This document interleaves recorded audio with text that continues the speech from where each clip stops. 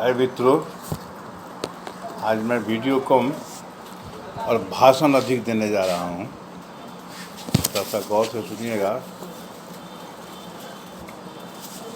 यह जो अपना सहारा इंडिया का जो आंदोलन है वह तो उग्र होना ही चाहिए और पेमेंट कैसे हो इसकी समुचित व्यवस्था करनी चाहिए। माहौल को देखते हुए, सब चीज़ को मिलाते हुए, सब चीज़ को का जैसे सामंजस्य होते हुए। लेकिन अब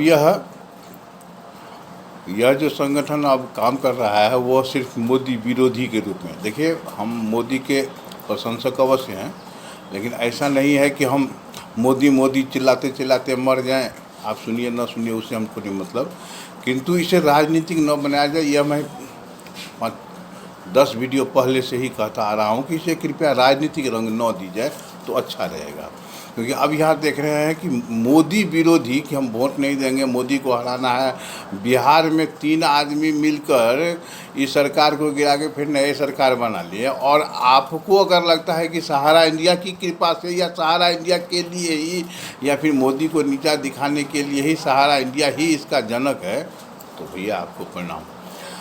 हम ये कहना चाहते हैं कि अब इस बीच में मोदी विरोधी लोग ऐसे घुस गए हैं कि जैसे खालिस्तानी में घुसे, जैसे किसान आंदोलन में घुसे, जैसे NRC CRR में घुसे। हमको उससे नहीं कोई मतलब है, इसीलिए हम कह रहे हैं कि आज का मीटिंग, आज का यह वीडियो भाषण और कुछ ज्ञान प्रवचन वाला है, जो आपको अच्छा नहीं भी लगेगा, फिर भी थोड़ा सा सुनिएगा। सबसे पहले तो मैं ये कहना चाहता हूँ कि इसे राजनीतिक रूप न देखो कि हम लोग लड़ाई लड़ें, मोदी जी से लड़ेंगे, अमित शाह से लड़ेंगे, शासन प्रशासन से लड़ेंगे, हमको न्यायालय से लड़ेंगे। सुझाव एक से एक आते रहेंगे, सभी सुझावों का मूल्यांकन होते रहना चाहिए। अब रह गई बात कि हम अगर यहाँ इस आंदोलन को यदि हम चाहते हैं कि नहीं हमारे पक्ष में हो, तो हम लोग मोदी जी का घेराव करें, मतलब अमित शाह का घेराव करें, हम लोग कानून मंत्री का घेराव करें, हम लोग वहाँ जाकर धरना प्रदर्शन शांति से करें। 2-4 लाठी खाएंगे, देखा जाएगा क्या होगा। वैसे मैंने कल के वीडियो में जो बनाया है कि नहीं, अच्छे वकीलों को पकड़कर जिनके हाथ में केस सौंप देने का अर्थ होता है कि नहीं विजय गारंटी, तो ऐसे भी किया जा सकता है। आज मैं एक शिक्षाप्रद ये बातें कहने जा रहा हूँ कि अब इस आंदोलन का तो रुख हो रहा है कि जैसे मोदी से एलर्जी हो। तो खैर वो अपना राजनीति है, अपना जानेंगे, हारे जीते 24 का इलेक्शन उनके लिए बढ़िया हो खराब हो मुझे को मतलब। मैं ये कहना चाहता हूँ कि न्यायालय जो है ना, वह एक स्वतंत्र प्रभार है, जिसको अंग्रेजी में ऑटोनोमस बॉडी कहा जाता है। संविधान यदि आप जानते हैं ही, सभी जानते हैं, एक मैं ही बेवकूफ़ हूँ जो आप लोगों को पढ़ा रहा हूँ, नहीं तो जितनी बातें मैं कहने जा रहा हूँ वो सब जानते हैं। ऐसा कोई नहीं है जो नहीं जानते हैं, क्योंकि यह राजनीतिक क्षेत्र का विषय है। संविधान जिन्होंने भी बनाया, जैसे भी बनाया, आदरणीय परमादरणीय, सब कुछ ठीक ठाक है, लेकिन संविधान के बनाए हुए कुछ भाग न्यायालय को सौंपा जाता है कि आप इतने क्षेत्र प्रक्षेत्र में इतने विषयों पर इन प्रकारों से आप अपना देश का संचालन कर सकते हैं, न्याय व्यवस्था को सुचारू रूप से चला सकते हैं। यह नियम संविधान के अंतर्गत से उन्हें दिया जाता है, जिसका स्वतंत्र प्रभार स्वयं न्यायालय वहन करते हैं। इसमें कोई भी व्यक्ति हस्तक्षेप नहीं कर सकते हैं, चाहे वह माननीय प्रधानमंत्री हो, माननीय महामहिम राष्ट्रपति महोदय हो, गृह मंत्री हो, कानून मंत्री हो, वित्त मंत्री, कोई भी माई के लाल उसमें दखल अंदाजी नहीं कर सकते हैं। हाँ, दखल अंदाजी हो सकता है, ऐसा नहीं कि वो राष्ट्र से बड़े हो गए, सो नहीं है। ऐसा है कि अगर हमको किसी नियम कानून में कोई परिवर्तन करना है, कोई संशोधन करना है, कोई अमेंडमेंट करना है, तो इस विषय को एक मुद्दा बनाकर संसद में प्रस्ताव पारित किए जाते हैं कि नहीं, इसमें ये संशोधन होना आवश्यक है, जिसमें सभी दलों का बहस आवश्यक है। कांग्रेस पार्टी हो या सपा हो या बसपा हो, कोई भी पार्टी, जितने भी सदस्य होंगे, 543 सदस्य मिलकर उस पर बहस करेंगे, अपना विचार देंगे, मंतव्य देंगे, पक्ष विपक्ष सभी प्रकार के उसमें मंतव्य आएंगे और यदि यह बहुमत से पास हो जाता है तो इसे फिर यहीं से पास हो जाएगा, ऐसा नहीं है कि इसे फिर राज्यसभा में पास किया जाएगा और वहाँ अगर नहीं पास हुआ तो फिर वापस आएगा। अगर पास हुआ बहुमत से तो यह दोनों जगह से पास होने के बाद महामहिम राष्ट्रपति महोदय उस पर अपना मोहर लगा देंगे। इसमें कुछ कानूनी प्रक्रिया भी है कि अगर इतने दिनों में ये नहीं पास होता है तो इसे निरस्त माना जाएगा इत्यादि। आप लोग बढ़िया जानते हैं, हमको इसमें प्रवचन नहीं देना है और न ही क्लास लेना है। मैं जो कहने जा रहा हूँ वह कुछ विषय अतिरिक्त है। अतिरिक्त यह है कि इस अभी के व्यवस्था में यदि न्यायालय के नियम कानूनों में कोई संशोधन नहीं किया जाता है तो प्रधानमंत्री हो या राष्ट्रपति महोदय हो, कोई भी व्यक्ति कुछ करने की स्थिति में नहीं है। अगर हम लोग ये कह रहे हैं कि मोदी नहीं देखते हैं, बीजेपी सरकार नहीं देखती है, तो यह मेरा मनोभाव हो सकता है, किंतु कानून ऐसा नहीं करने देता है, क्योंकि इसमें यह बाध्यता है कि एक दूसरे में हस्तक्षेप नहीं करेंगे, करना है तो तरीके से करेंगे। अब मान लीजिए कि हमको जो है सो किसी न्यायाधीश महोदय से बहुत प्रेम है, मित्रता है, गाढ़ी मित्रता है, या मैं ये कह लूँ कि मेरा भाई सुप्रीम कोर्ट के सुप्रीम चीफ जस्टिस है, सबसे बड़े, उनके बिना पता नहीं हिलता है सुप्रीम कोर्ट, हाई कोर्ट या किसी भी कोर्ट में, तो भी मैं वहाँ पर जाकर, मेरा लड़का है, मेरा अगर लड़का हो और मैं वो आज्ञाकारी लड़का हो जिसे मैं कह सकता हूँ कि ए अमुक तुम जैसे ये काम करवा दो, तो असंभव है।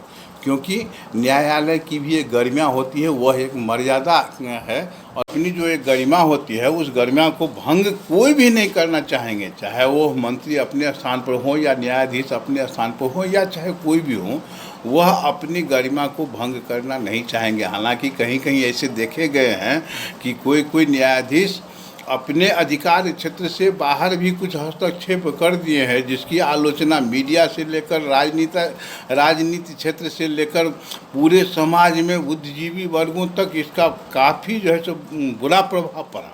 और इसके लिए माननीय न्यायाधीश महोदयों को भी क्षमा मांगना पड़ा, या कुछ नहीं भी क्षमा मांगे तो लोग फिर भूल गए, कोई बात नहीं है। किंतु अपनी गरिमा बचाने के लिए कोई भी विभाग नहीं चाहेगा। आप इसका साधारण सा उदाहरण ले सकते हैं कि यदि एक मतलब पुलिस विभाग में आप अगर जाते हैं एफआईआर लिखाने के लिए, और अगर एफआईआर नहीं होता है, उसे अगर मीडिया में बात चली जाती है तो उसे शर्मिंदा होना पड़ता है, और पुलिस डिपार्टमेंट के ऊपर के अधिकारी ये कहते हैं कि तुमने डिपार्टमेंट को बदनाम किया है। तो इसी प्रकार से सभी विभागों में है, और ऐसे कह देने से और ऐसे जज महोदय कह देंगे कि नहीं हम जो है सो सहारा इंडिया के पक्ष में फैसला दे देते हैं, हम ऐसे करना है वैसे करना है, यह भी नहीं हो सकता है। अगर उन्हें आवश्यकता होगी तो वकीलों को बुलाकर रात भर कोर्ट चला लेंगे, न्याय आज करना है कर देंगे, कल तक करें, तब तक नहीं उठेंगे जब तक कि न्याय नहीं हो जाता है इत्यादि। वो उनके अधिकार क्षेत्र में है। जो अधिकार हमको वो प्रोवाइड करेंगे कि नहीं करेंगे, इस पर मेरा अधिकार नहीं है कि हाँ आप हमको ये अधिकार दीजिए। मोदी जी संसद में यह बिल लेकर आएंगे, गृह मंत्री और वित्त मंत्री और कानून मंत्री ये विधेयक लेके आएंगे, यह उनके अधिकार क्षेत्र में है। लेकिन मैं इसके लिए किसी को फोर्स नहीं कर सकता कि आप क्यों नहीं ला रहे हैं। ठीक है, आप अपनी वैमनस्यता उन पर उतार सकते हैं, या फिर ये कह सकते हैं कि भैया अगर आपने ऐसा नहीं किया तो हम भी ऐसा करेंगे, जिसका मोदी जी ने क्या नाम अमित शाह ने भी समर्थन दिया है। और यह एक बार नहीं, संसद में, विधानसभा सब की तो बात छोड़ दीजिए, संसद में स्वयं ओम बिरला जी ने इस बात को उठाया है, कई सत्ता पक्ष के नेता उठाए हैं, कई विपक्ष के भी नेता उठाए हैं। अब ऐसा अगर हम लोग सोच रहे हों कि मोदी जी आज रात में क्यों नहीं कर दिए, तो यह उनके अधिकार क्षेत्र में है कि वह रातों रात भी कर सकते हैं। यह चाहे तो सत्ता पक्ष रातों रात भी कर सकता है, लेकिन करेगा ही। यह मेरे अधिकार में नहीं है कि मैं कहूँगा कि करिए देगा तो ही होगा। अब इस गरिमा को बचाने के लिए सभी अपने अपने स्थान पर अडिग रहते हैं। न्यायालय जैसे अपनी गरिमा बचा रहा है, वैसे संसद भी अपनी गरिमा बचा रहा है, लेकिन होगा कब? जब इतने सत्ता पक्ष के लोग और विपक्ष के लोग भी लगे हुए हैं, बड़े बड़े नेता लोग लगे हुए हैं, माननीय संजय जी भी कह चुके हैं, या फिर कम्युनिस्ट पार्टी लोगों वालों भी कहा है, इधर जो है सो सुनने में जो आया है कि नीतीश जी भी और तेजस्वी यादव भी बोले हैं कि नहीं सहारियनों का कुछ भला होना चाहिए। हम तो कहते हैं भगवान सभी देवी देवता मिला करके इसका न्याय कर दीजिए ताकि हम लोगों का कल्याण हो जाए। परसों भी एक महिला ने अपने ही छुरी से अपना जो है सो गला रेत लिया। आश्चर्य है, भगवान उनके आत्मा को शांति दीजिएगा।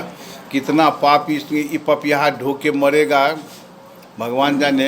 ये पपिया के नाम पर लगभग हमको लगता है कि शायद 300 से अधिक आत्महत्या लोग कर चुके हैं सहारा इंडिया के कारण। अब कितनी और हत्याएं होगी भगवान जाने, ये पपिया को कब पाप लगेगा।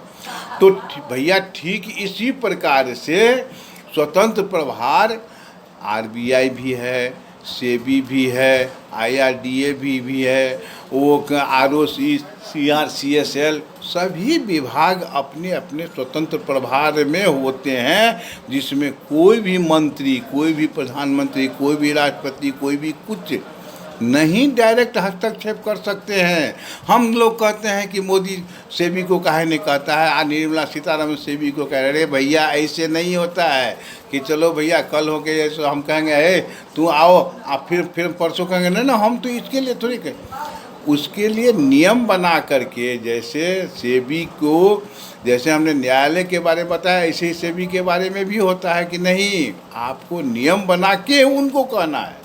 उसके बीच में यदि हमारी किन्हीं से आपत्ता है तो हम पैरवी बैक डोर से होती है, फ्रंट पेज पर नहीं।